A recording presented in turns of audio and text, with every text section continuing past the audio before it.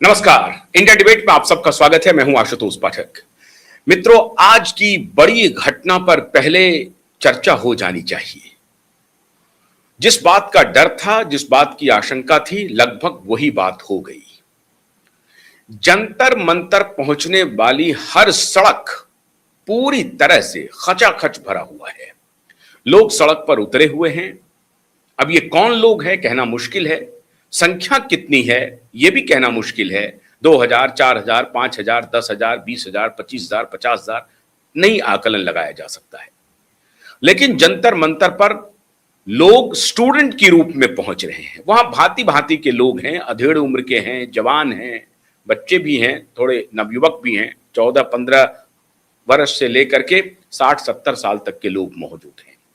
और कल देर शाम 7 बजे दिल्ली पुलिस ने जंतर मंतर और संसद का जो पूरा इलाका है, इस पूरे इलाके में धारा 144 लागू कर दिया, इंपोज कर दिया। आपको याद होगा कि परसों ही दिल्ली पुलिस ने सोनम वांगचुक को धरना स्थल से उठा करके सफदरजंग हॉस्पिटल में शिफ्ट किया। सफदरजंग हॉस्पिटल में शिफ्ट करने को लेकर के सोनम वांगचुक की पत्नी आगमो वो अदालत गई, हाईकोर्ट गई। हाईकोर्ट ने कहा कि देखिए, सोनम वांगचुक को क्या खिलाया जाएगा, क्या पिलाया जाएगा, ये डॉक्टर का प्रेरोगेटिव है, ये डॉक्टर पर छोड़ दीजिए, डॉक्टर इसकी जिम्मेदारी ले रहे हैं, आप परेशान मत होइए। इनका प्ली था कि सफदरजंग हॉस्पिटल से सोनम वांगचुक को हटा करके मेदांता अस्पताल या अपोलो शिफ्ट कर दिया जाए, जो प्राइवेट अस्पताल है वहां शिफ्ट कर दिया जाए। लेकिन सरकार ने, अदालत ने इसकी अनुमति नहीं दी और हॉस्पिटल वालों ने कहा कि भाई, जब तक हमें कोई आदेश नहीं आएगा हम यहां से कैसे रिलीज कर सकते हैं। तो इस प्रकार से सफदरजंग हॉस्पिटल में ही सोनम वांगचुक जी की इलाज चल रही है। अब अगली कहानी यह है कि कल रात बड़ी तेजी से एक घटनाक्रम हुआ और आप हैरान हो जाएंगे। रात 9 बजे के बाद ऐसा लगने लगा कि आज सुबह यानी 20 जुलाई को जंतर मंतर से यह आंदोलन आगे बढ़ेगा या आंदोलन समाप्त हो जाएगा। सोनम वांगचुक भी एक तरह से कॉल दे रहे हैं कि सारे लोग जंतर मंतर से संसद पहुंचिए। लेकिन कल रात 9 बजे एक ऐसी घटना हुई और इस घटना के ठीक पहले, बल्कि कुछ देर बाद या पहले, शबाना आजमी भी उस घटना स्थल पर पहुंचती हैं। फिर एक जो बिग बॉस की एक बहुत ही थर्ड ग्रेड की एक्ट्रेस हैं, वो भी वहां पहुंचती हैं। शबाना आजमी का जो वेशभूषा था वो भी बड़ा अद्भुत था, लेकिन वो वहां पहुंची। कोई बात नहीं है, वो एक्ट्रेस है, उनको जाने का पूरा अधिकार है, वो वहां पर पहुंची। लेकिन रात 9 बजे एक बहुत जबरदस्त घटना हुई। सोनम वांगचुक की पत्नी ने आकर के जंतर मंतर पे ऐलान किया, घोषणा की कि सरकार ने सोनम वांगचुक के द्वारा दिए गए 3 प्रस्ताव को मंजूर कर लिया है। क्या प्रस्ताव था? पहला प्रस्ताव था कि राजनीतिक पार्टी के नेता, और उनका इशारा था जो सत्तारूढ़ दल है भारतीय जनता पार्टी और जो एनडीए अलायंस पार्टनर के लोग हैं, वो नेता हॉस्पिटल में आकर के हमसे मुलाकात करें। पहली शर्त। दूसरी शर्त, सरकार यह स्वीकार करे कि नीट पेपर लीक जो हुआ है और जो बाकी स्कैम हुए हैं उसकी जिम्मेदारी सरकार ले। सरकार स्वीकार करे कि यह गलती सरकार से हुई है। और तीसरा, कि संसद में नीट पेपर लीक के मामले पर और जो अन्य एजुकेशनल स्कैम हो रहे हैं उसके ऊपर सदन में चर्चा हो। विपक्ष और सत्ता पक्ष दोनों मिलकर के इस पर चर्चा करें। ये 3 महत्वपूर्ण। और चौथा है कि भारत की एजुकेशन व्यवस्था में सुधार के लिए एक उच्च स्तरीय समिति का गठन हो। ये मोटे तौर पर 4 उन्होंने प्रपोजल सरकार के सामने रखे। चारों प्रपोजल मानने योग्य है। पहला प्रपोजल था कि भाई आपके नेता आकर के हमसे मुलाकात करें। दूसरा प्रपोजल था कि एक सरकार स्वीकार करे अपनी गलती। तीसरा प्रपोजल था कि सदन में इसकी चर्चा हो। और चौथा था कि एक बड़ी उच्च स्तरीय समिति बने। अब सोनम वांगचुक की पत्नी का वो वीडियो अभी हमारे पास नहीं है, वरना हम वो वीडियो भी आपको दिखाते, लेकिन ये घोषणा होते ही लगातार कोहराम मच गया और जो इकोसिस्टम था उनको लगने लगा कि ये सोनम वांगचुक ने तो अपना पूरा स्टैंड बदल लिया। पहले स्टैंड था कि नहीं, शिक्षा मंत्री का इस्तीफा होना चाहिए और इसके नीचे हम कुछ भी कबूल नहीं करेंगे। यह सोनम वांगचुक का डिमांड था। यही डिमांड उस पार्टी का है जो पार्टी वहां पर ऑर्गेनाइज कर रही है, कॉकरोच पार्टी की।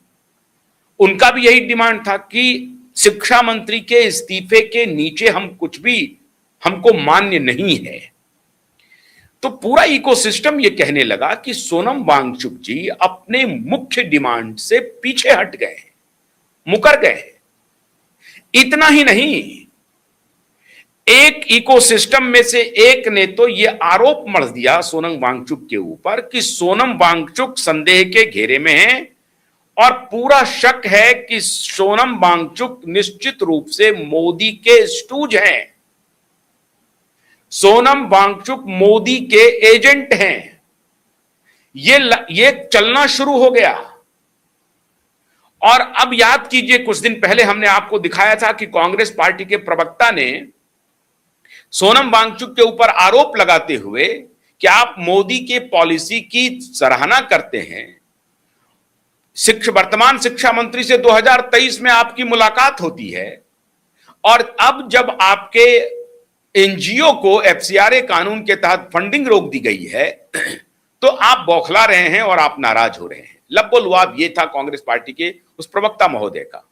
मतलब कांग्रेस पार्टी और कांग्रेस पार्टी के ही शासनकाल में 2007 में सोनम वांगचुक के ऊपर यह आरोप लगा कि सोनम वांगचुक चाइना के एजेंट हैं। यह आरोप भी यूपीए सरकार ने लगाई थी, भारत सरकार ने नहीं लगाई थी, ध्यान रखिए आप। यूपीए सरकार ने आरोप लगाई थी कि सोनम वांगचुक चाइनीज एजेंट हैं और उसके बाद एक वीडियो वायरल हो रहा था सोनम वांगचुक का कि अगर चाइना अटैक करता है और दिल्ली की सरकार इस तरीके से असंवेदनशील रहती है तो हम चाइनीज को रोकने के लिए नहीं खड़े होंगे बल्कि उनको पाथ दे देंगे, उनको रास्ता दे देंगे। अब इस मुद्दे पर सोनम वांगचुक का खंडन आ चुका है। ये उनकी निराशा थी, ये उनकी हताशा थी, निराश थे वो सरकार के असंवेदनशील रवैये से, चाहे वो बीजेपी सरकार हो चाहे कांग्रेस सरकार हो, यूपीए हो या एनडीए हो। लद्दाख को लेकर के जो सरकार की तरफ से असंवेदना थी उसके ऊपर उनकी निराशा थी और निराशा के भाव में वो कुछ ज्यादा बोल गए। और ऐसा होता है, गुस्से में व्यक्ति कुछ मर्यादाएं भूल जाते हैं और बोल जाते हैं, लेकिन इसका मतलब यह नहीं है कि आप उसको एजेंट साबित कर दें। ऐसा उनका कोई अभी तक का कोई सबूत नहीं है कि वो चाइना के एजेंट हैं, कोई सबूत नहीं है। यह सरकार भी स्वीकार करती है।